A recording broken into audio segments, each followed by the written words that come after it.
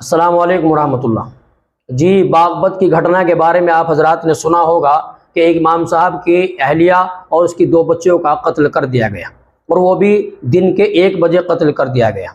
जो भी सुन रहा है वो ताज्जुब से ये बात सोच रहा है कि आखिर ऐसा क्या मामला हुआ कि जिसकी वजह से इतना बड़ा वाक़या पेश आ गया। बागपत के एक गांव में इमाम साहब एक मस्जिद में इमामत करते हैं और ऊपर जो है उसकी फैमिली रहती है। 11 अक्टूबर सुबह इमाम साहब देवबंद में गए थे, जो कि अफ़गानिस्तान से एक मेहमान आ रहे थे।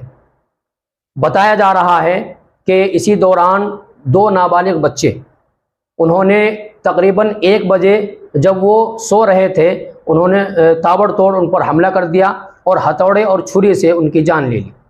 आपको इससे भी बड़ा ताज्जुब इस बात पर होगा कि बात इतनी बड़ी नहीं थी, वजह इतनी बड़ी नहीं थी जिसकी वजह से इतनी बड़ी घटना को अंजाम दिया गया है। वो दोनों नाबालिग बच्चे हैं और दोनों इमाम साहब के पास तालीम हासिल करते हैं।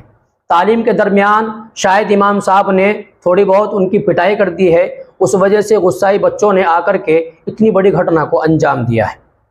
सब लोग इस घटना को देख करके जो है हैरत में पड़े हुए हैं।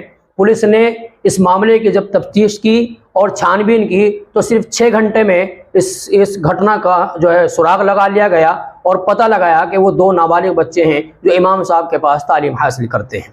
कि क्या लगातार जो 7 टीमें थी, उन्होंने बड़े कम अवधि के अंदर वीडियोस को देख के 2 संदिग्धों को चिन्हित किया और जिनसे जब पूछताछ की गई तो ज्ञात हुआ कि ये दोनों बच्चे जो बाल अपचारी हैं, ये उसी मस्जिद के नीचे मौलवी से तालीम हासिल करते थे और मौलवी इनकी अक्सर पिटाई कर देता था, जिसके कारण क्षुब्ध होकर इन्होंने इस घटना की योजना बनाई और ये घटना कारित की।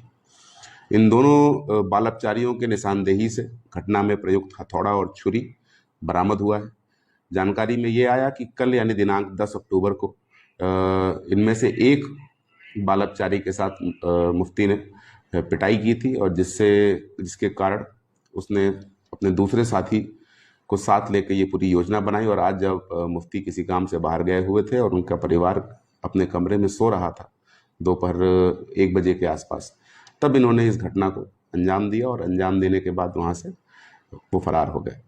बड़े ही कम अवधि में पूरी बागपत पुलिस की टीम, एसओजी सर्विलांस और तमाम 6 थानों की टीम ने इस पूरी घटना को वर्कआउट किया है और दोनों बाल अपचारियों को अपनी कस्टडी में लिया है।